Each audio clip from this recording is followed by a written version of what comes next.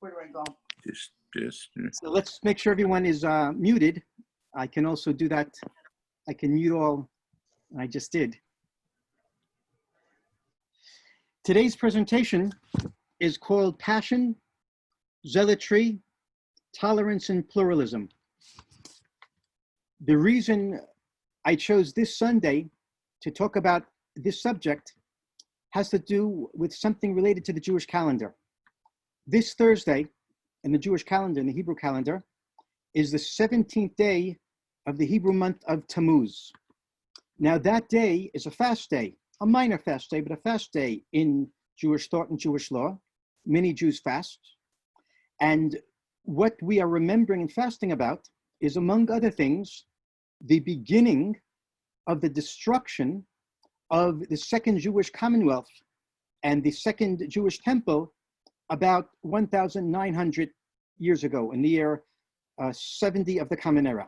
When I say the beginning of the destruction, the day actually marks the breaching of the walls of Jerusalem by the Roman armies that had been besieging the city already for 3 years before that.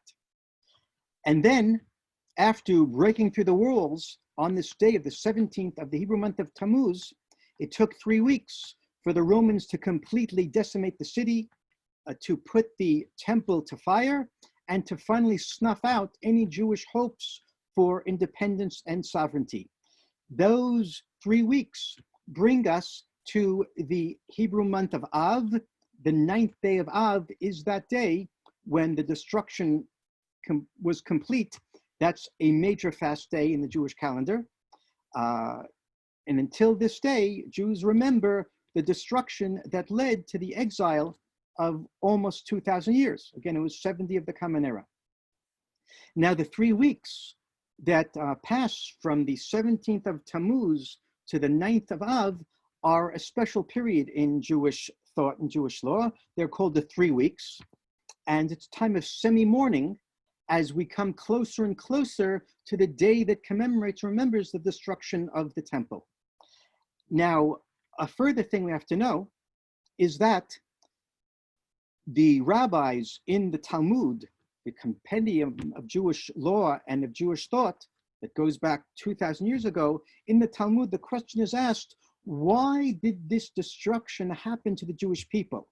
Why did the Romans manage, how did the Romans manage to undo the Jewish people, destroy Jewish sovereignty, put the temple to flames, and send us into exile? In the eyes of the traditional rabbis, it wasn't just a coincidence, and it wasn't just a matter of lack of power. There had to be a moral reason, a spiritual reason for it. And the rabbis came up with the following. The spiritual reason for the defeat of the Jewish Commonwealth was sinat chinam, which means causeless or baseless hatred. Causeless or baseless hatred.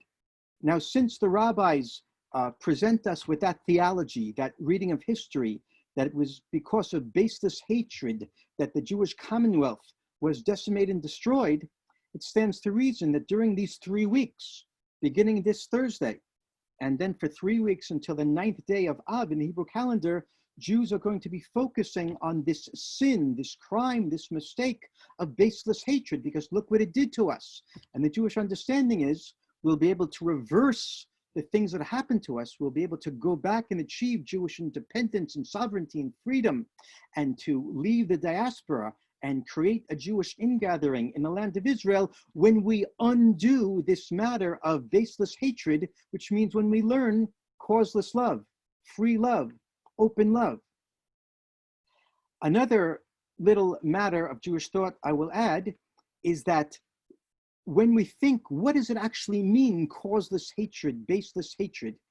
Well, we can go to historical sources and we can go to religious sources. If we go to historical sources, we have the writings of Josephus, the Jewish historian of that period. And Josephus writes that the Jews, when the Romans were attacking them from the outside, the Jews were attacking each other from inside. Josephus writes that there were 24 Jewish factions, and they were each angry and raging at each other, each certain that the other is wrong and I'm right, and they were literally attacking each other. Instead of spending their time defending themselves against the Romans, they were attacking each other. That's a historical source. If we go to theological or religious sources, the rabbis say, and now I'm talking about later interpreters of the Talmud, that this caused this hatred at the time of the destruction of the Jewish Commonwealth was religious hatred.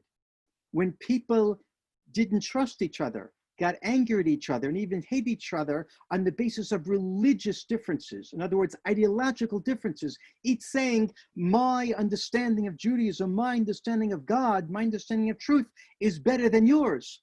They wouldn't listen to each other. They wouldn't accept each other. They're at each other's throats. They came to a place of sinat chinam, of baseless hatred on the basis of religious differences, ideological differences. And the conclusion we should reach from that understanding, as many Jewish sources do, is that at this time of year, during these 3 weeks, what Jews should be doing is trying to learn to accept the other, even if he has a different, or she has a different religious understanding than mine. Even I think that that's wrong and that couldn't be God's word, and that's, how do you say in English? That's kfirah, infidelity, I don't know what the word is. That's heresy. That's the word heresy. Even if you think that that person is speaking heresy, don't come to a place of sinat chinam, of course, this hatred. That will only bring us to further despair and further desperation. So now that's the Jewish background to it, but clearly all of this has universal implications across the world. In Israel and in America, today people are at each other's throats over ideological differences.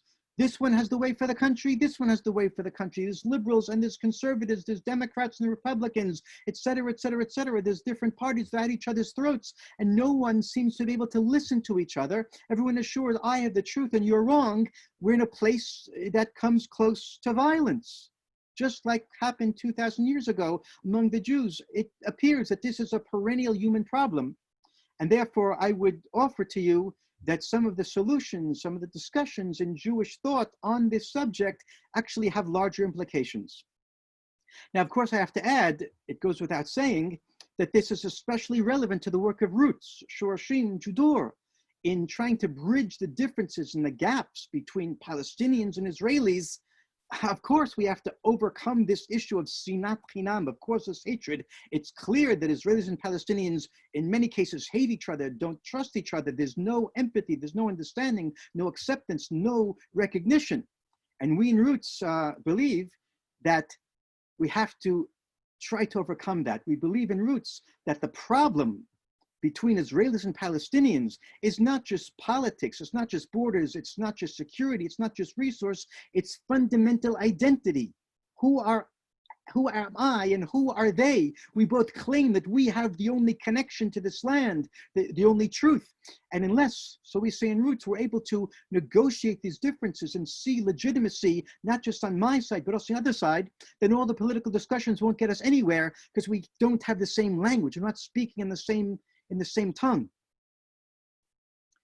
So all this is very relevant to Israel-Palestine, to American society, and around the world. We're ready with that introduction to begin looking at some sources. Okay. So most of you should have the source sheet. If you don't have it, I'm going to share my screen and show it to you. I just did that. And I'm going to get this out of the way so you can see the screen. So this first source that we're looking at is from the Babylonian Talmud, Tractate Hagigah, page 3b. All you have to know is that the Talmud is a encyclopedial collection of thought and law from about 2,000 or 1,800 years ago. And here we have a text that is spoken by a rabbi whose name was Rabbi Elazar ben Azariah. Rabbi Elazar ben Azariah. And he's expounding a biblical text. The biblical text is in the book of Ecclesiastes. I'm just going to do things on my screen so I make sure that I can see the chat. Okay, so the verse, it goes like this. And he also took up the text and expounded the words of the wise are as goads, and as nails well planted are the words of masters of assemblies, which are given from one shepherd. I want to say a few things about this verse in the book of Ecclesiastes. It says the words of the wise. In English, that word wise doesn't have an S at the end, but in Hebrew, it's plural. The words of the wise ones. And we understand their words are goads. They push us along. They motivate us. Very good. And then it says that as nails well planted are the words of masters of assemblies. Well, it looks like masters of assemblies and wise are two different phrases for the same people. For the wise people, for the sages.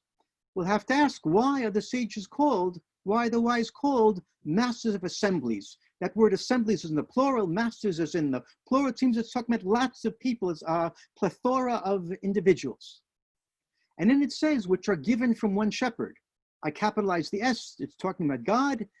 And it seems to be saying that even though there's lots of words of the wise, there's words of the masters of assemblies, in some sense, everything they say has a divine stamp of approval. We'll talk about that in another few minutes.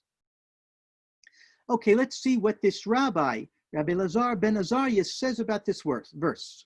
He quotes from those words, masters of assemblies, and he tells us this means these are the disciples of the wise who sit in manifold assemblies and occupy themselves with the Torah, in other words, with Judaism, with scripture, some pronouncing unclean, others pronouncing clean, some prohibiting and others permitting, some disqualifying and others declaring fit. Well, the sages, the Jewish sages, they read the Torah and they explain it. And a lot of the Torah, according to Jewish understanding, is about law, about prescriptions, how to behave, what to do, what not to do, what is kosher, what is not kosher, what are you allowed to touch, what are you not allowed to touch, when can you do this, when can't you do that? And all of these sages are interpreting the Torah, and they're coming to very, very different conclusions. Some say yes and some say no. Some say it's clean and some say it's not. By clean, it means ritually pure, ritually impure. Some say this food is kosher, some say it's not. And the reason our rabbi is expounding the text says this is because he's noting the words masters of assemblies. In other words, these rabbis are sitting in very different groups. And you have this plurality of people. It gives the idea that they're all in different places. And he learns from that they're all saying different things. And of course, that was the reality he knew 2,000 years ago, that every interpreter comes to a different conclusion. And he understands that the verse is hinting at that when it says the masters of assemblies. So we notice that there's lots of different opinions on many different subjects. And our rabbi, Rabbi Lazar ben Azariah, doesn't think that's wrong. He says that's the way it is, that's fine. Now look what he says. He says in the next paragraph, should a man say, how in these circumstances shall I learn Torah? But how could I be a good Jew if all the rabbis, all the teachers are telling me something else? I go to this rabbi, says X, this rabbi says Y, this rabbi says Z. I can't find my hands and my legs. I don't know how to go forward. How do I decide? They're all saying different things. And I want to tell everyone that I personally have had this experience many times in my life as a rabbi. The students come to me, young students, say, what do I do? I don't know where the truth is. They're all saying different things. How do I decide who to follow? Yeah, and here's the answer that our Rabbi Lazar ben Azariah gives us. Therefore, the text says, all of them are given from one shepherd. Right? That's a verse that we just read from Ecclesiastes. One God gave them, one leader uttered them from the mouth of the Lord of all creation. Blessed be he, for it's written, and God spoke all these words. So what our rabbi, who's telling us what we have on the screen, is teaching is that whatever this rabbi says and that rabbi says, it's all right. It's all true. It all has a divine stamp of approval. You don't have to say one is right and one is wrong. As long as they are taking the text of Judaism and giving an honest interpretation, it's all good. It's all legitimate. It's all true.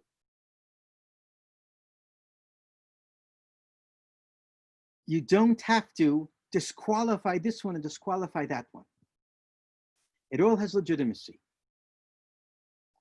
And then we read on. So you too, make your ear like a funnel and acquire for yourself a perceptive heart to understand the words of those who pronounce unclean and the words of those who pronounce clean, the words of those who prohibit and the words of those who permit, the words of those who disqualify and the words of those who declare fit. In other words, you don't have to choose sides. You don't have to say, I'm going to follow this rabbi or this teacher or this school or this approach. Listen to them all. Absorb them all. Understand them all. And it doesn't even say you have to decide or weigh which is better and which is worse. Make yourself like a funnel to include many, many different opinions and many, many different approaches. This is what we call in modernity, that's what we call pluralism. Seeing truth on both sides of the aisle, accepting a multiplicity of understandings. Now, I want to contrast what we just read with another text that I don't have in the sheets for you, but it's a text that many Jews know. It's found in a work called Ethics of the Fathers. And there, in the very first chapter of Ethics of the Fathers, there's a phrase that I can translate as, set for yourself a teacher. Set for yourself a teacher. In Hebrew, aseh l'charav. And many interpret that to mean, find one teacher and learn only with him or her. Follow what he or she says. Set for yourself a path in life. And for me, it's instructive and fascinating that the text we just read from the Babylonian Talmud tractate Hagigah seems to say just the opposite. Don't choose for yourself one teacher. Don't choose for yourself one path. Don't choose for yourself one ideology, but make your ears like a funnel to lap it all up and to hear it all. To me, this is really significant. And it has, I think, application outside of Judaism. It's a way of life. Not just one ideology, not just one particular party, not just one economic theory. Try and search it all out. Try and open yourself up to more than one understanding. Try and find truth on both sides of the aisle. Before we go to the next text, why don't we open this up to some questions? You can write something in the chat box if you want, or you could unmute yourself and even just speak up.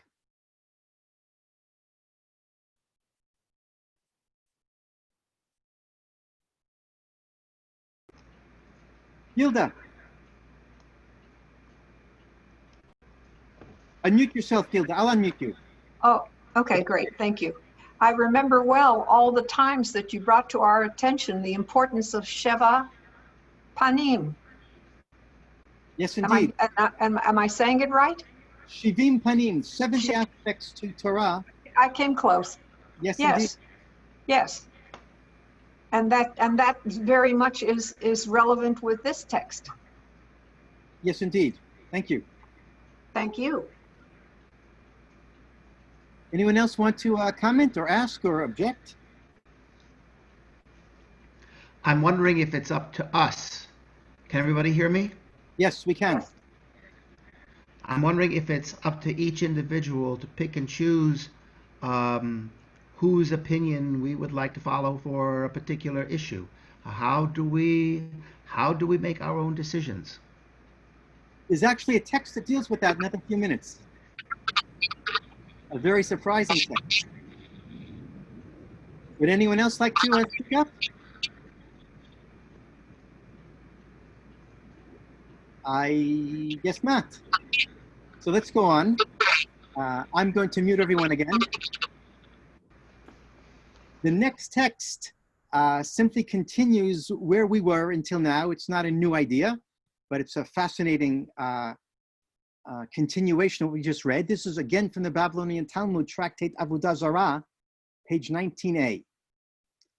He is like a tree planted beside streams of water. It's a verse from the book of Psalms, the very first chapter. It's talking about the righteous person. He's like a tree planted beside streams of water. It's a beautiful image. This person is strong, well-watered. He's alive and vibrant. He's not swayed back and forth. He's stable, beautiful. And here comes an interpretation of the rabbis from 2,000 years ago. I'm quoting. It was said in the house of study of Rabbi Yanai. And he points out the verse says planted and not rooted. And it could have said he's like a tree rooted beside streams of water. Interesting. Well, what's the difference between planted and rooted? Well, apparently, according to this Rabbi Yanai, rooted means really, really fixed with deep roots, can't move, stuck in one place, whereas planted indicates stability, but not fixed and fossilized as much as rooted would be. And from that, the students of Rabbi Yanai learn, I quote, anyone who learns Torah, who learns Judaism from only one teacher will never be successful in his studies. I think that's beautiful. And again, it's the opposite of that idea from Ethics of the Fathers that says, make for yourself a certain teacher, find for yourself one teacher. No, you have to learn from lots of teachers because they each have different perspectives. They each have something else to say. They all contradict each other, and that's good. You have to expand your mind, expand your horizons, and we already know why, because the claim is that it's all divine. And if you don't believe in God, use a different word. It's all true. It all has legitimacy. It's all real. It all should be recognized. There's something to be gained from every school and every approach and every understanding. Okay, so now we're going to go on to another text that expands this even further. It's a very, very famous text now that we're going to look at. It's from the Babylonian Talmud tractate Eruvin, page 13b. It's Hanan? Yes. Julian here. I think another interesting comment you can make about rooted versus planted is that planted comes from without. In other words, you can place someone, you can plant them, but roots come from within. The tree has to develop its own roots. The person has to grow his own roots with the experience of what goes on without versus planting. I'm not following you. It says that the verse doesn't say rooted. In other words, you shouldn't be rooted. You should only be planted and not be rooted. Mm. Well, maybe the rooting comes later from within. Okay, well, in the next source right now, we'll start to talk about that, also in relationship to Richard's point. I just want to point out, I just remember there's something else that I could have said in this passage we just saw.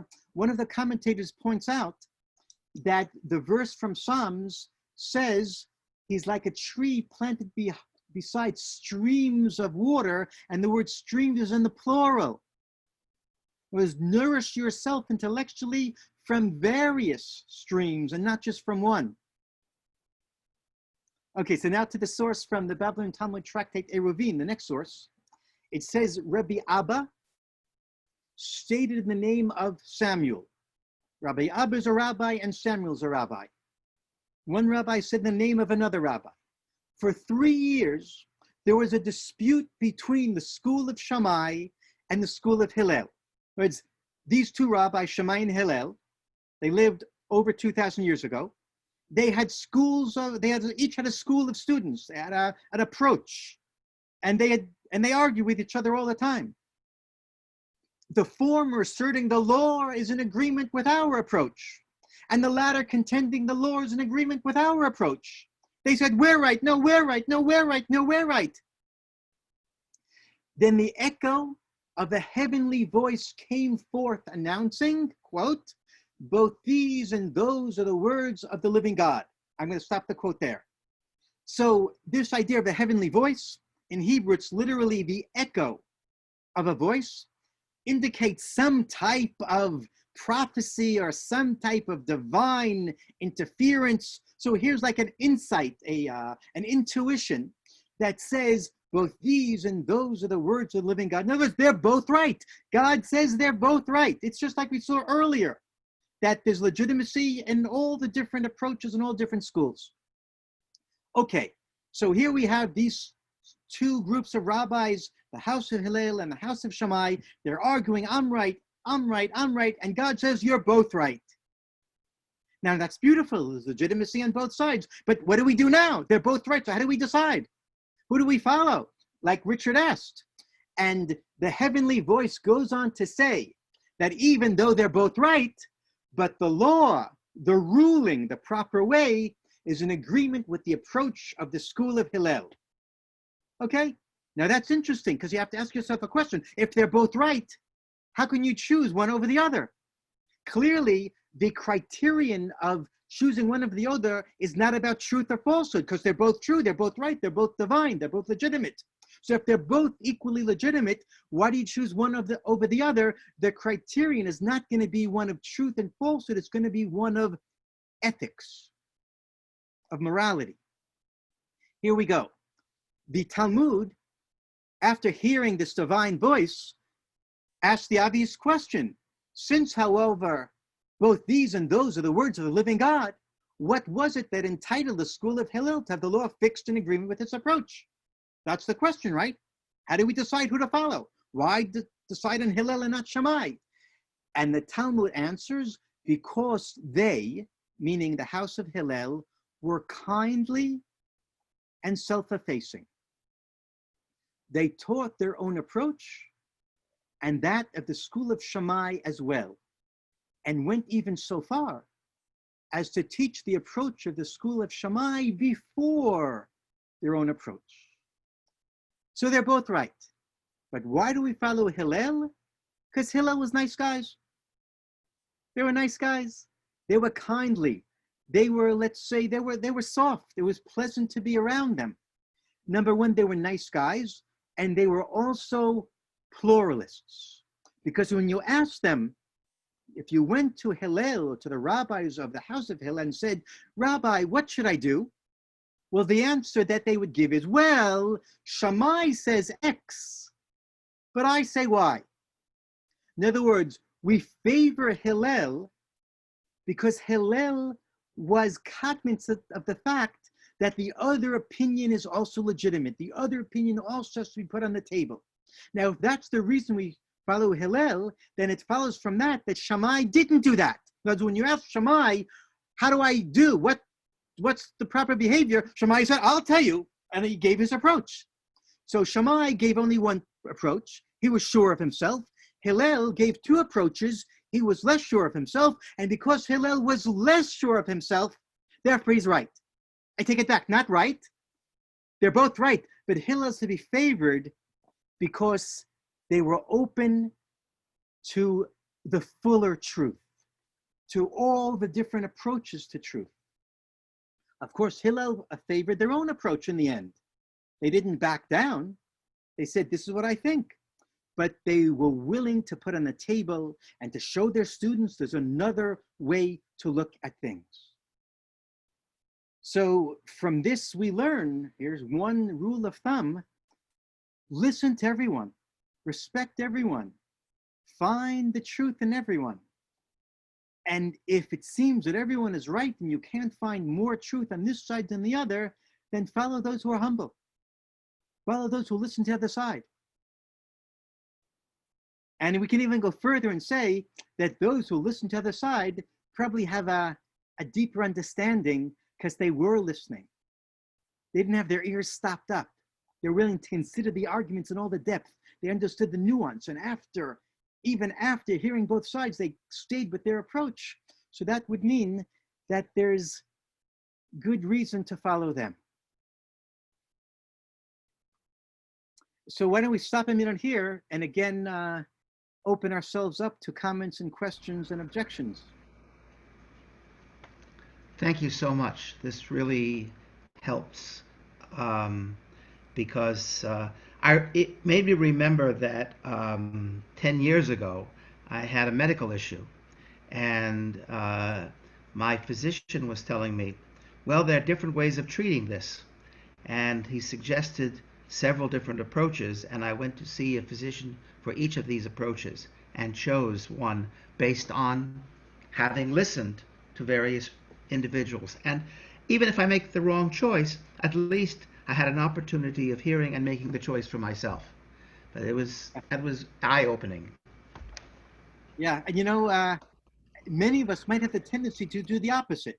If we go to a physician who offers 4 approaches and then go to a physician who says, I know there's only one approach, many of us would feel more confident with the one who thinks he knows the approach, the one approach. But our source is suggesting that you shouldn't necessarily follow those who are overly self-confident. They perhaps are not listening to the others. Follow those who've listened and weighed and thought in a multifaceted fashion and then come to their understanding. Follow the pluralists. Follow those who know how to listen. Follow those who respect their opponents and not those who denigrate their opponents. Hi there, Hanan. Yes, hello. It's a pleasure to join you this afternoon or evening for you. I just wanted to bring your attention to the comment that was left by Mr. Robert Dabro, my apologies. He mentioned that he doesn't see current religious leadership in any of the mainstreams of Judaism over the last 20 years following these ideas. That is absolutely 100% true. And I just wanted to get your kind weigh in on that. Yeah. Not to point you if you're going to. Getting it out there. And thank you, Bob, for writing that. You know what? It's not just the past 20 years, it's the past 10,000 years probably. It's not at least the past 2,000 years. And it's amazing that these sources are front and center in Judaism, and everyone quotes them, but no one's really able to live by them. It sounds so easy, but it's so hard. We want truth. We want one person who gives us the truth and nothing but the truth. We don't want to be confused by nuance. We don't want to have to think for ourselves. And certainly it's true in politics, and it's true in economics, and it's also true in religion. It's true in Judaism, right? These sources are right here in front of us, but most rabbis, and I'm talking from my own denomination, the Orthodox, we always know the truth. We always know how to denigrate our opponents. We always know why this source doesn't apply in that particular case, right? and I, of course, I have to admit that I'm the same way, right? I'm a peacenik, and I believe in listening to others. So anyone who says, who opposes my approach, I tend to denigrate them. And I always have to remind myself to take seriously the articles I read in the newspaper and in journals and in discussions. I have to take seriously the people who disagree with me and to listen to them. It's so hard. It's just so hard. And I don't have a solution how to make it any easier. Yeah, Lisa wrote, yeah, we tend to say when the stakes are high, we have to put this pluralism, this fluff aside and go with the truth. But remember what I said at the very beginning. The claim of Jewish thought is it's exactly this type of zealotry for the one truth that caused the destruction of the Jewish Commonwealth. In other words, if we really want to preserve the sovereignty of our country, whether it's America or Israel, the sources are claiming the way to do it is not to go on a zealous rampage for one truth, but really to collect them all and listen well. Okay. So I have a question if there's still time. Yes. So I went to a Black Lives Matter march in my community yesterday, and there was one woman who stopped to talk with a man handing out flyers because he was protesting that we were protesting. And in my opinion, like, the validity of Black lives isn't an opinion. And so if like all of our words are like divine and from God, like, how do you reconcile that with some things that everybody thinks that they have the divine truth? So if I think that, that everyone is equal isn't an opinion, and someone else thinks that you know, it's obvious that they're better than other people for whatever reason. How do we come to have a discussion? Because I don't know that there's any way to move left or right on it. Very important question, and I don't have any real final answer. I can say a few things.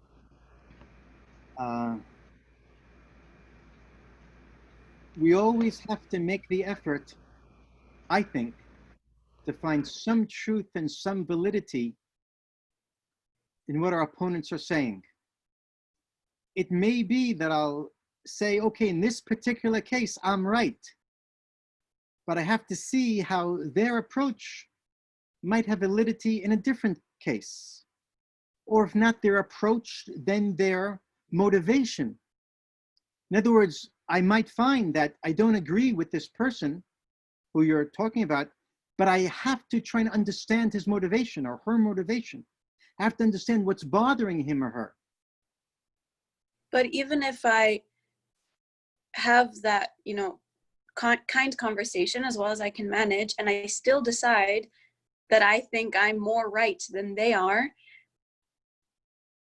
in that like particular scenario, I feel justified. But on the whole, if you say it as like a blanket statement, then I look like I wasn't listening in the first place. Does that make sense? It doesn't matter how you look, but you do have to listen. And as we said, you can and should, at the end of the day, decide how to behave. You don't just stay in the middle, not deciding anything. But the decision should be made after listening well. And even I would add, after you decide, you still continue to listen. Not just before you decide, but even after, you still continue to listen. And of course, we have to always try to take into account, even after we chose one way, take into account the motivations and the needs of those who we disagree with. If we don't keep them in mind, we end up becoming haughty and over-righteous, I would say. The zealot is always in a dangerous place.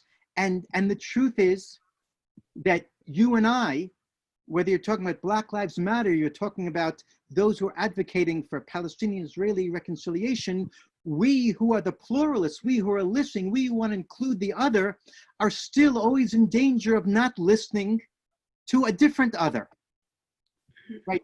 For me, the other is not the Palestinians. I'm embracing them. For me, the other is the right wing in Israel that doesn't want to talk to Palestinians. I can't shut my mind off from their concerns and their needs and their motivation. And Rav Hanan, may I just add one item? Firstly, I think that is such a beautiful question that you presented to the group. So thank you too for your courage to do so, as well as your, personal conviction to truth, your personal belief. And I just want to say, I feel oftentimes that we operate in this realm of confidence without clarity. And that's very, very dangerous.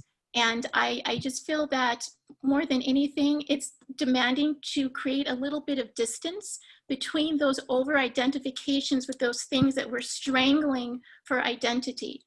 Once you create some distance, you gain that clarity. And I think that's so precious across the board. And I would challenge each of us to do so, because I think by adopting that, we aren't wrestling so hard to try to reconcile these dualities that simply exist. There's nothing we can do to neatly package them. They are. And I think the biggest question then asking why is that question of how. How do we transcend? How can we skillfully transcend, create that distance, not hold and choke these over-identifications, but loosen our grip, open our hands so that we can receive a better way. So I just want to share that, and I'm hoping that is of benefit to our discussion. It was certainly a benefit for me, because I find in myself, I have the exact problem that you're pointing out. And my identity is a peacemaker. And if anyone attacks me, attacks my approach, then I get self-defensive and I don't listen because my identity is being attacked. And you're so right that we have to remove ourselves and try and look from the outside in at at the different approaches. Thank you. I know Can this. I, I was, Yes. can I say anything? I was, Something? Oh, Richard, someone else is speak first because you spoke already. Yes. Okay, am I on? Yes. Okay, so I just wanted to say the approach to listening is sometimes very conflicting for people. They don't understand how to do that. And there's some very clear pathways to listening that are very simple. So if you could remove yourself from in your mind starting to have a judgment or your own thoughts to clearly listening, you open up your heart and you listen for what their facts are. And the next thing is you listen to what their feeling is. And the third one, what their value is. And that creates that distance, gives you a pause and a breath time, and then to ask a question. And that space creates an opportunity for you to listen well, but also to prepare for a true dialogue instead of the reaction. Thank you. Wow. Thank you very much. You're welcome. yes, I was thinking that on the subject that sort of brings the idea of faith and truth together is that they have the same root in Hebrew, and I think that the truth for us is really what our faith is, what our belief is, as we look at all the facts that we can gather. When we listen to other people's sense of what their truth is, that can help to shape our own sense of truth or belief or faith, however you want to frame it. Thank you, Richard. I'm going to go on. The next source is one that we actually studied together about 2 months ago in the presentation we had on Hasidic sources of passionate pluralism. I don't know how many of you were with us then, but since we don't have enough time for all the sources, and since some of you saw the source with me already, we won't read it. I will just say outside, without reading, what it says. It's Rabbi Mordechai Liner, Mei Shiloach, was written about 200 years ago, 250 years ago in Poland. The basic idea there, it's a beautiful metaphor he uses, too bad we don't have time, but the basic idea is that God purposely never revealed his full truth. That even at the greatest moment of revelation, according to Jewish belief, at Mount Sinai 3,000 years ago, God purposely hid his full, illuminated, glorious truth. And the reason God did not reveal the truth is because he wanted human beings to look for it.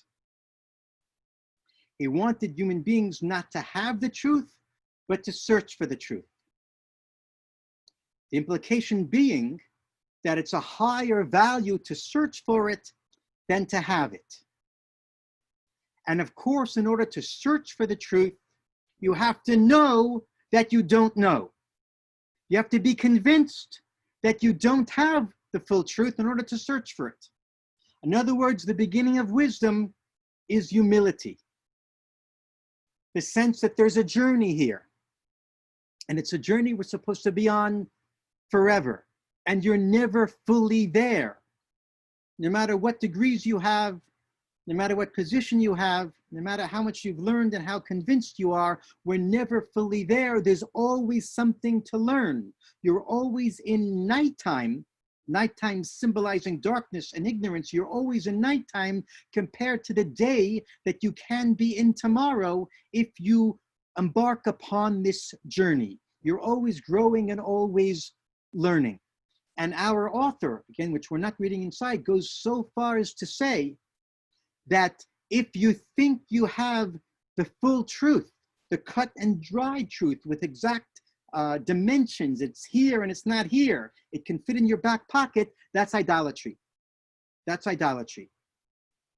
And our author's claim is that the second of the 10 commandments that says, don't make for yourself an idol, it means specifically don't make an idol of religion. Don't ever think that you have God in your back pocket or truth in your back pocket. Always be fearful that perhaps you're too confident. No one, no human being has the truth exactly cut to exact size. Nothing has been revealed to man in its entirety.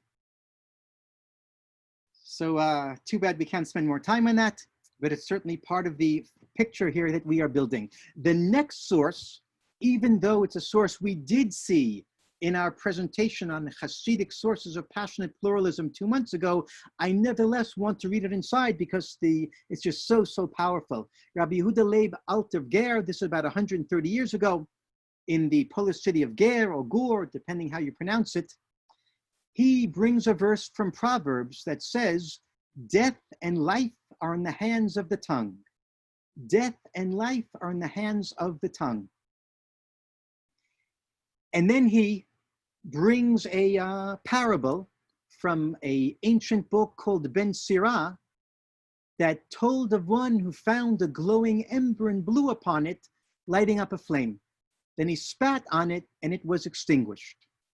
So the idea we're talking about, like I said, death and life are in the hands of the tongue, that verse from Proverbs, well, death is in the hands of the tongue.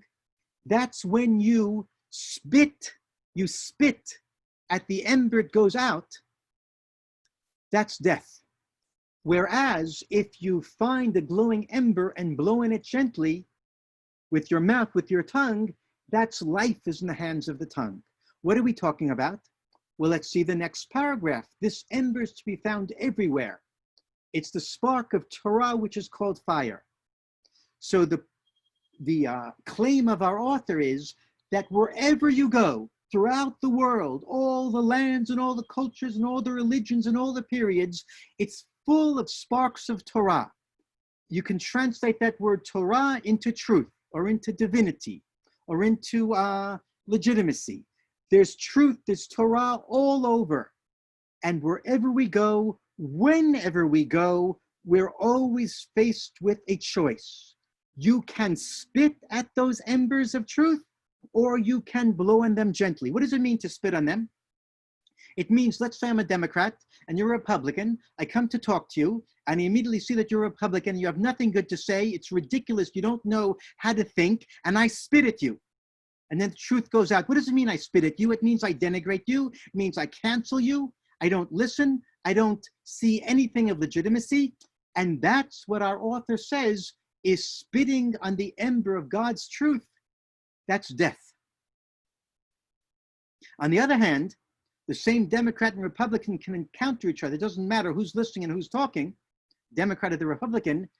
If I listen well, if I make every effort to find a way to massage the things I hear so they can enter into my heart and I can add to my understanding of what's true. I can learn something new. I can begin to see an additional nuance. I can give some recognition, legitimacy to the things that I'm hearing. That's what's called blowing gently on the ember, fanning it into a flame, and that's a fulfillment of the verse, life is in the hands of the tongue. What a beautiful metaphor, always to remember this. Every person, every political party, every ideology is an ember. And I can stamp and trample and spit and bring death to the world, or I can blow gently, which is so, so hard. I can blow gently and listen, and then I will bring life to the world. We won't read the whole source. We did that 2 months ago, and there's not a lot of time. Let's see if anyone wants to say something. Again, objections, agreements. How do we get more people to see your point of view, or to see this particular point of view of being more open to other people's ideas? But remember, I might be completely wrong. I would like to say something. Yes, Carol. Just as Shammai didn't see Hillel's point of view and Hillel saw both, couldn't the same be said when we talk about the ember? We can go and say, I'm going to listen carefully. I'm going to hear where they're coming from. I'm going to pay attention to what they say. But if their answer is, there's only my way, we've expanded our knowledge, but we haven't enhanced the discussion. Well, we haven't helped them to enhance discussion, but we have now included more and more. right? We should listen even when the other is not listening, just like Hillel listened even when Shammai was not listening. We should listen, and hopefully there'll be more and more people who are listening. But Richard, I don't have any magic silver bullet. Again, these sources have been around for a long time, but even good religious Orthodox Jews, conservative Jews, Reform Jews, many people fall in the trap of my way, the highway. But perhaps keeping in mind the beautiful image of the spark, the death and the life are in the hands of the tongue, images perhaps can help us. Someone spoke earlier, I can't remember who it was, Gilman, I don't know your first name. You gave us a method, right, for trying to apply these things. I'm sure, even though I don't know, there are hundreds of books probably on the market of how to put this stuff into practice. But the problem is probably that the people who need to read the books, they probably don't read the books. And those who don't need to read the books, read the books. Okay, so with the time remaining, I would like to move to the words of one particular rabbi. There's so much to see in what he wrote. His name was Rabbi Abraham Yitzchak Cohen Cook, Rabbi Avram Yitzchak Cohen Cook.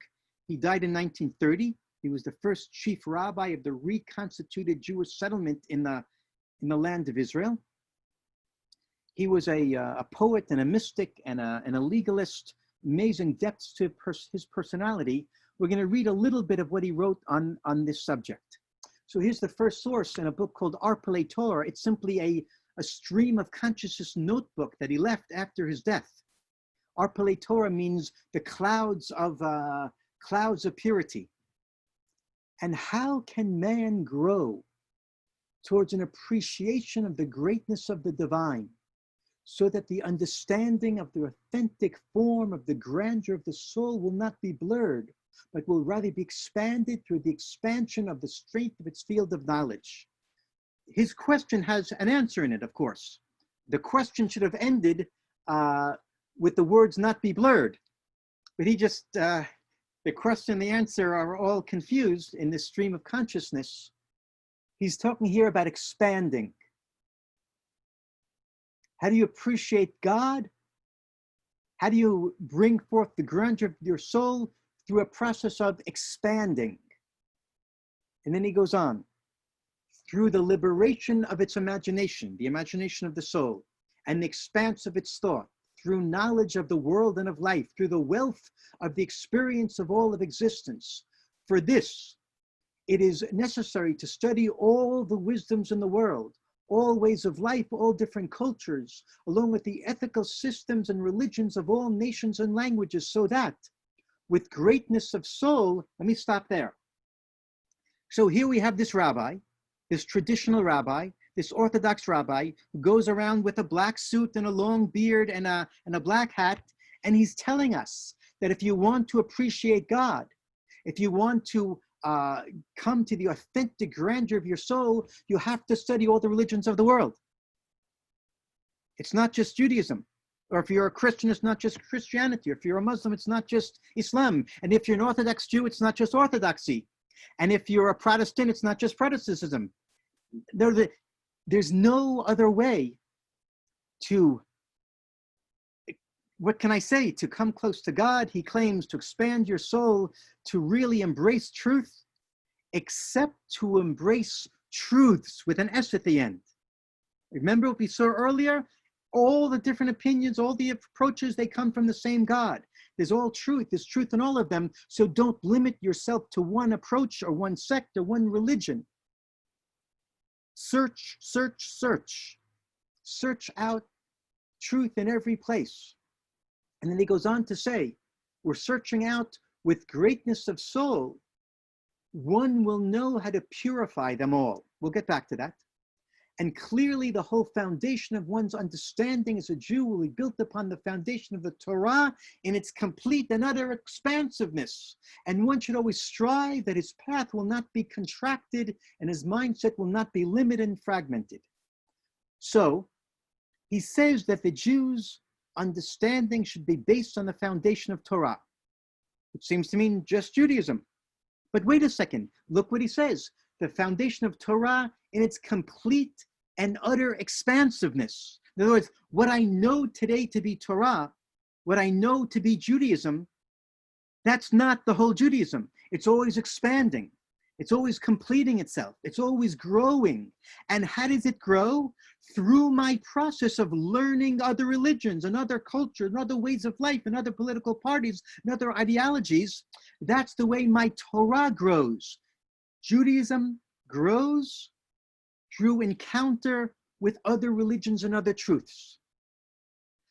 What happens is that I discover more and more out there that does not contradict my Judaism, that I can add to my Judaism, that can shed light on things in my Judaism. And the words of the Torah expand. I find more and more meanings in them, and they encompass more and more. So it's a dialectic. I'm based on Judaism, but that Judaism itself is always changing, always expanding. And now I want to explain that word he uses, one will know how to purify them all. I have to purify all the religions and all the ideologies. By purify, there's two nuances to that word. One is to find the purity that's there. In every approach, I'll find some purity. I'll find something I can embrace, something that I can add to Torah, something that can expand Torah.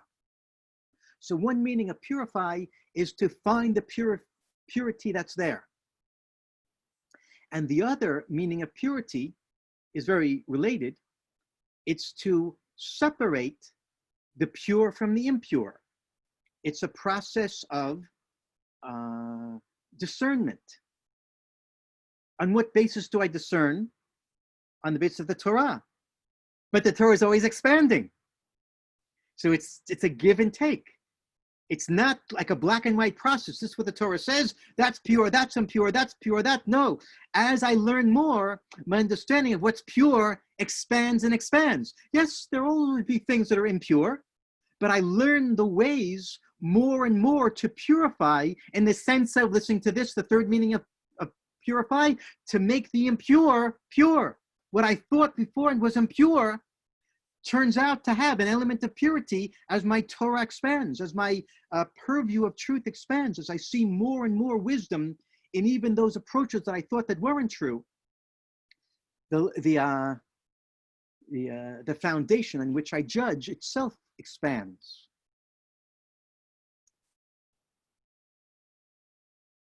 Let's go on a little bit.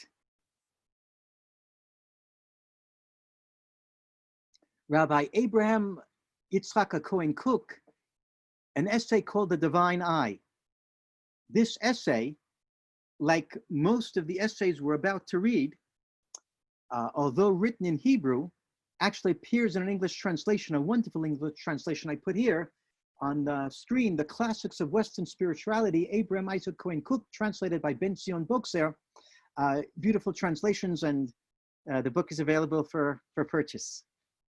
Says Rabbi Cook, it is an art of great enlightenment to purge anger from the heart entirely. Think of the anger that wells up inside me when I talk to a Democrat or a Republican or a liberal or a conservative.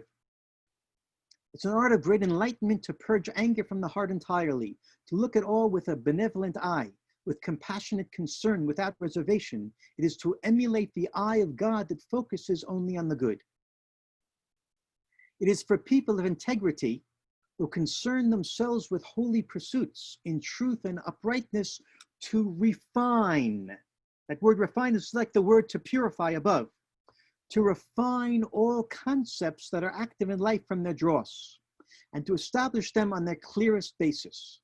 It is precisely through the refinement of thoughts in which there is an admixture of evil and impurity that there will emerge a great life-renewing light, exceeding in importance the conventional positions. Conventional positions, they say that my religion is right, and my political party is right, and my sect is right, and my ideology is right. Those are the conventional positions, which I know the other side is wrong, so I don't listen. I don't examine. I don't try to find anything there that's good. But Rav Kook says that we must go through a process of refinement of thoughts. I'm reading what I read already, in which there's an admixture of evil and impurity. In other words, even where I see evil and impurity, I should still listen, still study, still take it seriously, because I will certainly be able to find some life-renewing light, specifically in what seems to be so evil. And that's the beginning of redemption, right? That's when this process of expanding goes on so beautifully. There's light everywhere, even in the darkest places. You have to be willing to take the risk of searching for it, which means getting dirty. It's mean listening to the people you think are going to destroy the world and taking them seriously. Again, in the end, you don't have to accept everything they say. No, but find there something. And you may find more and more something. Going back to what we saw earlier of always blowing on the spark, finding there something that can bring life to the world. I'll go on reading now to the third paragraph. Whoever reflects on divine ideas in their purity cannot hate or despise any creature or talent in the world, since everything manifests the grandeur and the might of the action of God. At times he, meaning me, who's going on this journey, may sense a certain strangeness in some aspect of it. This, like a Democrat meeting a Republican meeting a Democrat. You see something strange there. You don't want to approach. At times he may sense a certain strangeness in some aspect of it. The more of the negative is represented in it, that is an aspect that severs him from the light and life in the source of everything. So that darkness, that negativity that I see over there, that can function to sever me from the light and life of everything, because the darkness, the negativity, will tend to prevent me from coming closer, from examining, from listening. But Rav Kook says again, take the plunge, take the risk, make yourself vulnerable, listen to that person ranting over there. You won't like what you hear. You may reject most of it, but find something in what they're saying. The motivation, the needs, the inner, whatever it might be. And now comes a line that to me is one of the most central lines in all of Rav Kook's writings, although I may say that every day. This is central, that's central. This line is really good. It turns out that hostility and disparagement are to be directed not at what is present in any movement or culture, but what is absent in it. I'm going to take a few minutes to try and explain what I think he means by that. Rav Kook understands this truth everywhere. The sparks of divinity are everywhere. Everything has truth in it, but that truth is partial. Why is it partial? Because there's more truth there and there and there and there and there. If you want to come to God's complete truth, you have to gather the truth in all the different places, all the sparks. As long as you only have one spark and not another, you only have partial truth. So Rav Kook is saying that wherever you go, whatever you hear, whatever you read, if you are going to be a little bit on the defensive, a little bit upset with this ideology that you don't like, what you should not like is not what you hear, but what you don't hear. What can arouse a little bit of antagonism is not the fact that they're saying something wrong, but rather what they're not saying. And now I'll finally explain what I mean.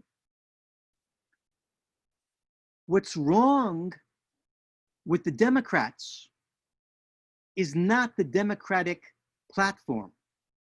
What's wrong with the Democrats is that the Democratic platform doesn't include also the Republican platform. And what's wrong with the Republican platform is not what it says. Everything it says is good. But until it's tempered by the Democratic platform, then it's problematic. So what's wrong with the Democrats? Not what they say, rather what's wrong with them is what's absent there, that they haven't balanced their platform with the Republican platform. And the same thing with the Republicans. So whenever I meet someone, any book, what I read, I can say to myself, yeah, there's a lot of truth in that. But the problem is, and here's the punchline, it's always partial truth masquerading as complete truth. What's wrong with it is not it, but rather that it hasn't acknowledged the other truths that are out there someplace else. So again and again and again, the problem is not what you're saying, it's that what you're saying with the assumption that that's all that there is to say. But as long as you admit that what you're saying is not all there is to say, then I can accept what you say. I just have to bring into it what you say and what you say and what you say and what you say. And it's a matter, and here I go into a metaphor we haven't seen yet, it's a matter of collecting the sparks. Collecting the sparks. I go around the world collecting the sparks. And it's hard, because I'm always afraid of being burnt by those sparks. So let's read this paragraph of Rav Kook again, and then we'll open it up to comments and questions. It turns out that hostility and disparagement are to be directed not at what is present in any movement or culture, but at what is absent in it. In other words, they, meaning the disparagement, are to be directed at the fact that these movements or these ideologies have not yet completed the process of clarification and unfolding of content to a point of being linked with the higher sweep and the penetrating perception of the sublime idea of the absolute reality of God and all its majestic significance. In other words, these individual ideologies have not connected themselves to the larger picture of the other partial truths. And once they connect themselves, then we have finally the full truth. The full truth is a collection of all the partial truths. By the way, for those who believe in God, those who are religious, I would define God, according to Rav Kook, as the kaleidoscope of all the different colors, of all the partial truths. And my mission in life is to collect more and more partial truths, never to mistake the partial truth for the full truth, and always be searching for another spark and another spark and another spark. And if anyone wants to ask me if I succeed in putting this into practice in my daily life, of course not. But we try. Again, you can open up the mics or write in the chat box. Oh, hi there, Rav Hanan. I just want, are you able to hear me? Yes.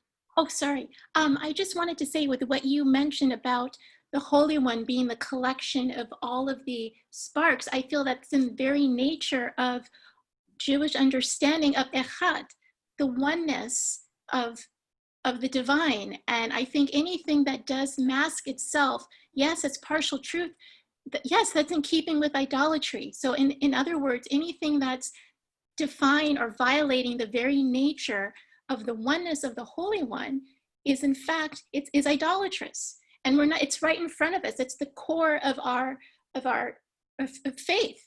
And so the fact that it just escapes us is pretty astounding. And I just want us to be brought back to that. It's the hearing, the listening part, the Shema, the hearing of the oneness of the Holy One. When we hear the different truths, when we hear and give ear and listen to the narrative of our neighbor, you know, we're able to see that oneness and hear it, and it's being built and it's becoming a reality for us. So I just wanted to offer that to what you shared. Thank you. Thank you. Would anyone else like to comment? We can also read that. Hanan. I was just going to mention you, Levi. I was just going to mention that one of my colleagues and teachers is here, and I'm sure he can refute everything I'm saying. No, that far be it from me to do that. And I'm grateful for the invitation to this learning. I'd like to make the following trouble, though, for you on two different accounts. Thank you. I concede the obvious point that ultimate truth is unavailable to any human being in the Tanakh is replete with examples of that, the encounter at Sinai being the chief among them, Ki lo yarani adam v'chai. No one. You just got muted by mistake. I'll unmute you. Sorry. No, nobody can make a claim to absolute truth, and the biblical models are replete. And I think the Tanakh brings dialectic as the foundation of the most important kind of belief. I concede that. But what troubles me here is that your appreciation for diversity takes two safe examples. That is, Mela Democrats and Republicans. Would Rav Kook really say that we should talk to Mao, Stalin, and Hitler and try to gain an understanding of what claim they made for truth?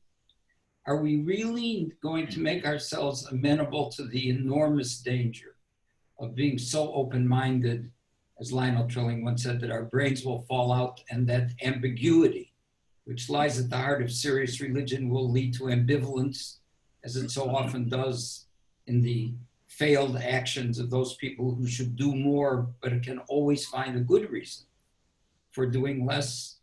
I'm troubled by a religiosity that would found itself on a search for unavailable truth rather than for on a much more careful definition of justice. And that might be a more quintessential and challenging task, particularly in the time in which we live. Yeah, very, very good. I'm sure actually we must have discussed this, you and I, sometime in the past, not come to any conclusion. I will say two things. One is the paradox, which is that there are certainly red lines, as you pointed out. There are red lines. But the paradox is, as soon as I start drawing red lines, I fall into quicksand, because all of us will be drawn to draw the lines where we personally prefer to see them. And we will justify not listening to those we don't agree with because there are red lines. And that's exactly what happens in the Jewish world all the time, especially the Orthodox world. We grant all these sources, but we say, but there are red lines. It's the Reform Jews, or it's the Hasidic Jews, or it's the ultra-Orthodox. So we have to grant your point at the same time that we admit that your point is the death knell to everything we said. So it seems like we're stuck. And to a large... I'd argue for a moment that our capacity for making finer distinction allows us to make room for Hasidic and Reform Jews, perish the thought, with a certain grace and ease that would at the same time allow for us not to make room for Mao and Hitler. I think we're capable of making those kinds of distinctions. Clearly, we haven't succeeded until now, right? We haven't succeeded. But I want to make one more point. I said there were two things I wanted to say, which is Karl Popper pointed out that we listen to everyone until we end up legitimizing those who will prevent us from speaking. That was his drawing of the red line. And perhaps that will be more amenable to what you're looking for. I have to listen to those who I don't agree with. I have to listen to those who I believe will be the destruction of this country, whatever country it is. But I don't listen to those whose ideology is that they would use power to prevent me from speaking. That's a possible red line, and of course I grant that red line, but I still think that there's danger even in that red line because of our human subjectivity, and we're always liable to say that that person I don't agree with, if they get power, they would be the ones that would prevent freedom of speech violently, with force.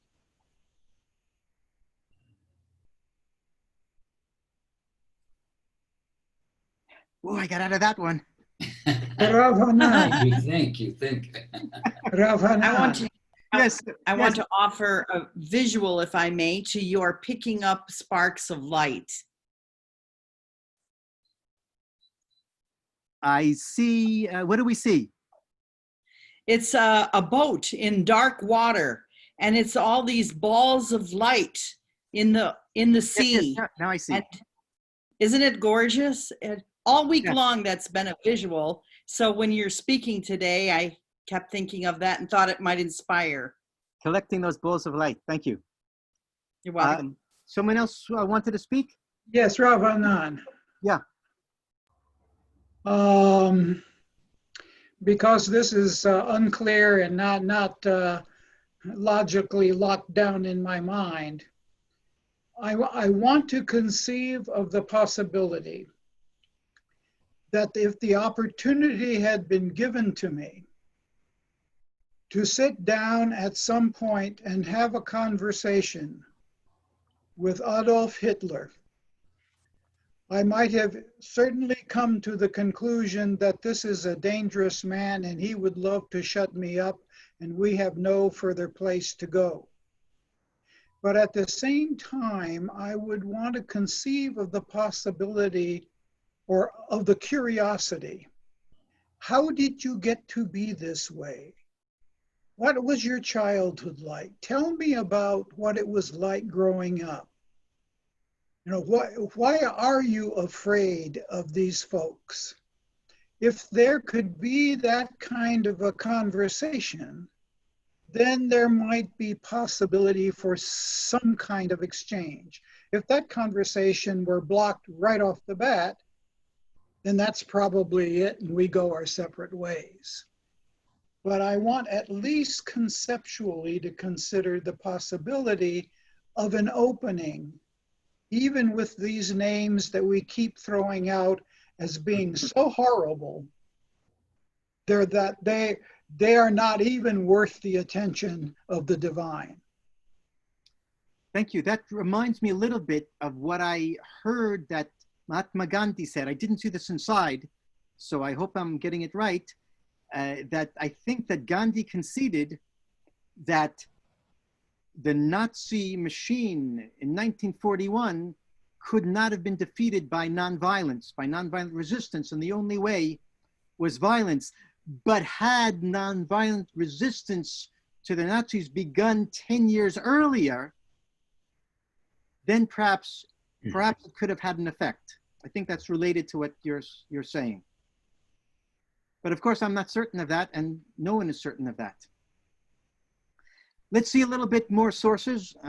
Again, I admit freely that I don't have all the answers, and I admit freely that had I been the president of the free world, things might not go right. So Rav Kook writes in the next source, called The Love for the World, great souls cannot disassociate themselves from the most universal concerns. All they desire and aspire for is the universal good. When they confront their own people whose happiness, continuity, and perfection they feel committed to in all the depths of their being, they cannot identify themselves with any particular faction. They desire to unite themselves with the whole people only with the all-embracing whole in all its fullness and goodness. In other words, a sense that I can't be just a Reformed Jew. I can't be just a conservative Jew, and I can't be just an Orthodox Jew. I want to be them all because I see the validity in all of them. By the way, one of my great teachers, Rav Yitz Greenberg, Rabbi Irving Greenberg, he always says that it's okay if you're an Orthodox Jew as long as you're ashamed of it. It's okay if you're a Reformed Jew as long as you're ashamed of it. In other words, there is a need to be in a certain camp, perhaps not rooted in the camp, but at least planted in the camp, to use the metaphor we saw earlier. But while you're in one camp, you should feel uncomfortable that you're in only one camp because you're fully aware, or at least about to become partially aware, of the validity in the other approaches. And you know what? Perhaps that's true not just for Reform and Conservative Orthodox Judaism, perhaps it's true for Judaism in general. In other words, I'm a Jew, and I am happy I'm a Jew, but I'm also a little bit ashamed that I'm only a Jew, because I want to be also a Christian, a Muslim, a Buddhist, and a Sikh at the same time, because I want to be able to embrace the insights that they have, the divine sparks that they have. Here's another source from Rabbi Kook. Igrot Ra'aya are his letters that he wrote in answer to questions that were sent to him from around the world. So this is volume 1, letter 134. This is a great principle in the war of ideas. Any idea that comes to contradict something in the Torah, the first thing that we must do is not necessarily to refute it, but rather to build the palace of Torah above it. In that way, we become elevated. And through that elevation, the ideas reveal themselves so that afterwards, when we are free of all pressure, we can fight against them with full confidence. I will tell you what I think Rav Kook is saying. It's not totally clear. I have a certain ideology. I'm a Jew. And I come across an idea that everyone is saying it contradicts the Torah. And I look at that idea and it also seems indeed to contradict the Torah. The first thing I should do, says Rav Kook, is not reject it, but rather to build the palace of Torah above it. In other words, to try and find a way to include it in my Judaism without it contradicting Judaism. Reinterpret the idea, reinterpret certain things in Judaism. It's in a certain sense an exercise. Do an exercise which you try and find an interpretation of Judaism, which this new idea, which seems to refute Judaism, can actually be part of the palace, can be part of the structure. Try it. Do the interpretive work to make it happen. Not because you're certain that you have to include this idea, but it's an exercise. In that way, we become elevated. By trying out a new idea, everything is elevated. And through that elevation, the ideas reveal themselves. It's when I don't feel that I have to circle the wagons, when I don't feel that I have to reject this idea, otherwise my whole spiritual world is going to fall. When I have understanding that I can, if I had to accept this idea, we calm down and begin to look at everything not defensively, then ideas reveal themselves. I can think more deeply about it, and then I can really do the work of considering, is this idea worthy of my purification, of my acceptance, or is it not? So that afterwards, I'm going back to reading, when we're free of all pressure, of the social pressure of rejecting the idea, we can fight against them with full confidence. And when he says fight against it, he means fight against it if it turns out that I have to fight against it. But it might turn out that the structure of interpretation I built that allows that idea to be included, it could turn out that I want to continue living with that structure, not reject the idea. I have to do the exercise, because there's always a possibility that what seemed to be impure was an optical illusion. Try ideas out. Try, experiment with them. See if you can live with them. Now, of course, it's dangerous. Of course, it's dangerous. This whole way of life is dangerous. We are approaching the end of our time. There are many more sources. The last source we'll deal with, we won't have time to read it, but I'll just tell you what it says. Rabbi Kook, the same Rabbi Kook, is dealing with a statement of the rabbis, the Talmudic rabbis from 2,000 years ago, that is on the screen in access. We'll just read the source when we won't read what he says about it. I'll explain what he says about it. Said Rabbi Elazar in the name of Rabbi Hanina, Torah scholars increase peace in the world. As the verse says, all your sons shall be learned of Torah, and of abundant peace are your sons. I'm not even going to read the rest of it. So here's this statement that says Torah scholars increase peace in the world. And I have to tell you that many people read that and they laugh.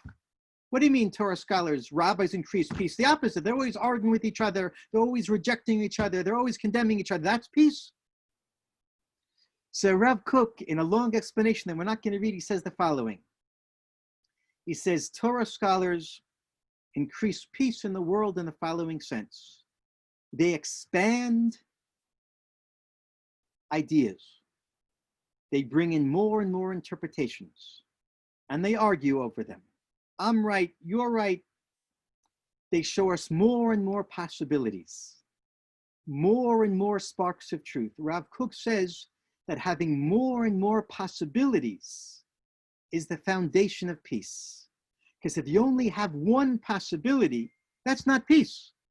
Peace requires that there be two warring parties that come together. So in order to create peace, we first have to create war. I'm exaggerating a little bit. We have to see more and more possibilities, more and more ideas, more and more ideologies, more and more political parties, more and more approaches. And that expansion of ideas, yes, it looks like war, but that's the beginning of peace. Because you can't have peace without having the different parties. So once we have the different parties, different approaches, different opinions, says Rav Kook, we have to understand that they're all pieces, they're all components of a building. Just like a building has the floor and has the ceiling and has the sink and has the bathroom. You can't have a building made up of just walls or just ceilings or just bathrooms or just toilets, just sinks. It won't work. We have to find all the pieces, and therefore we have to learn and study and explore and search and have a plethora of different options out there. And then we have to realize they all have a place. And when we realize that they all have a place, that's true peace. Every idea has its place, has its time, an aspect of it fits in. And that is perhaps a good summary of everything we've been saying today. So of course, I admit that I fail more than everyone in this stuff. I read the newspaper and I get angry, and I sometimes don't read the newspaper I don't agree with. But then I read these sources again, and I remind myself that we have to listen, we have to consider, we have to tolerate, we have to respect. It just can't be that I have all the truth. I'm only me. And as a religious person, I go back to that metaphor that God is the collection, the kaleidoscope of all the possible truths. And I'll never reach God unless I have more truth than just the Democrat or the Republican or the Jewish or the conservative or the Muslim or the Christian. The way to God, the way to truth, the way to abundant peace, according to Rav Kook, is first about expanding the consciousness, the mind, through listening and blowing on the sparks and collecting the sparks and holding yourself back from judgment, building the palace of Torah around all the different possibilities and trying to find a way that I can accept more and more and more and more pieces of the partial truth. And perhaps we'll end with that statement that I said earlier, which is a paraphrase from what we saw in Rav Kook, which is that there is falsehood in the world. Falsehood is partial truth masquerading as complete truth. No particular idea is false. They're all true, but only partially true. And if I want to avoid falsehood and approach truth, I have to collect more and more partial truths and build the palace with them and around them. Thank you. Rav, I'm interested in knowing your personal, the hurdle you had to overcome when you started Roots.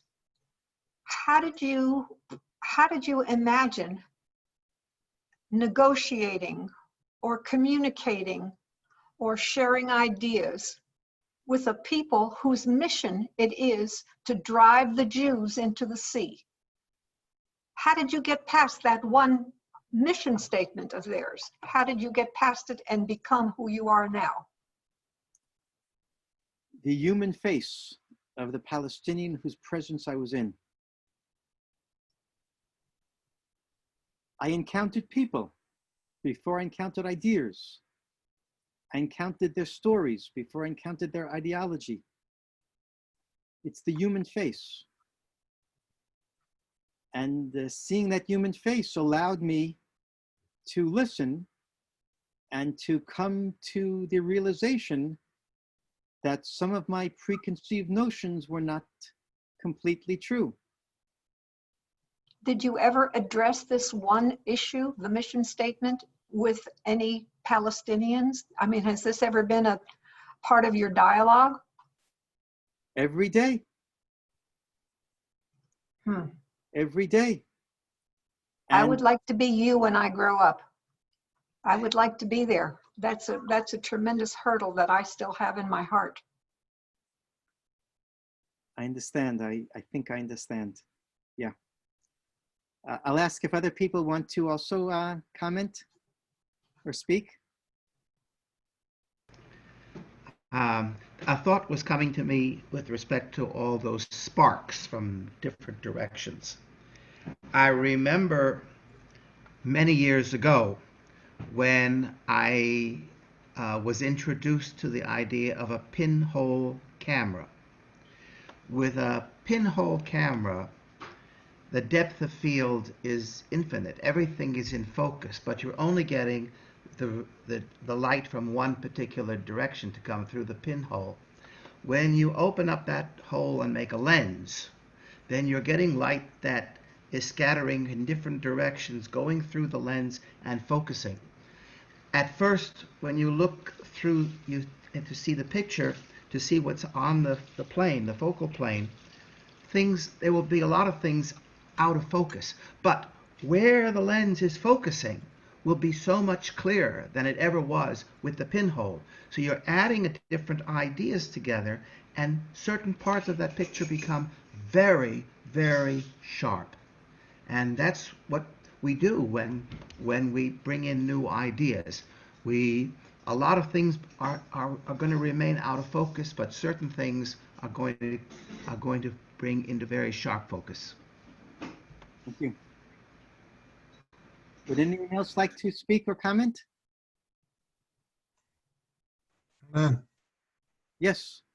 So going back to your original discussion of Hillel and Shammai and sort of the whole view that you've been discussing here, there's probably appropriate times where both schools of thought are effective.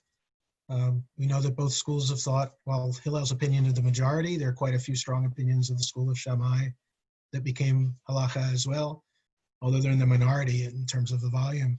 If you're under a threatening situation, which is what you're trying to avoid with the whole Roots program, there's times where the school of Hillel and all the discussion and understanding is going to be appropriate.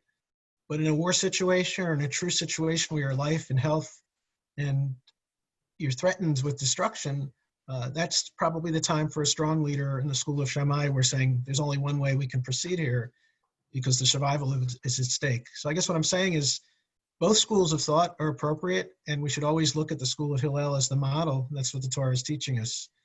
But there are times where one school will prevail because if your survival is at stake, you may not be able to listen to all the voices. And using the physician's analogy, which strikes close to home since that's my profession, there are times in an emergency medical situation where you don't want to look at multiple possibilities because you don't have time and survival is at stake.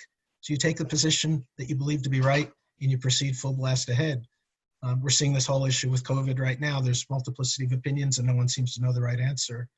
But ultimately there'll be a right position found. So I'll stop here and just point out that I think what you're doing is wonderful. And I remember meeting you, talking to you in person when this whole process got started many years ago, thinking what a crazy idea.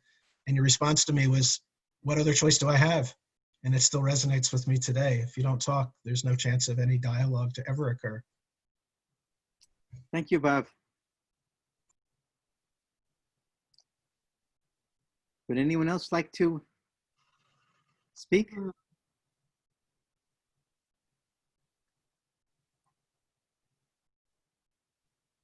Yes. Yes. Hello. Hello. In response to the earlier question as to how you managed to get over the hurdle of speaking with Palestinians, I know it wasn't directed towards me, but I have an answer. Okay. I think the way that I can best find like a tether of relationship between me and Palestinians who I discuss with, especially on difficult topics such as our relationship to the land of Israel or the land of Palestine, is that I was taught an inherent hatred of Palestinians growing up, and they were taught an inherent hatred for Jews and Israelis. So it's that we were both taught to hate each other, that we find common ground, and that maybe we take the authority to make the decisions for ourselves whether or not to hate each other. and on nearly everything else we get along and we agree. So I think it's just finding the humanity and knowing that it's like you said, it's a face, it's another person, and it's not that you put what you disagree on about aside, but rather that you allow the things that you have in common to, you know, like we talked about before, remove yourself so you don't get super defensive, and you can have an honest conversation about your beliefs and without declaring a universal truth. You can be more neutral in that way. Thank you. So that's all I can say. Would anyone else like to speak before we close?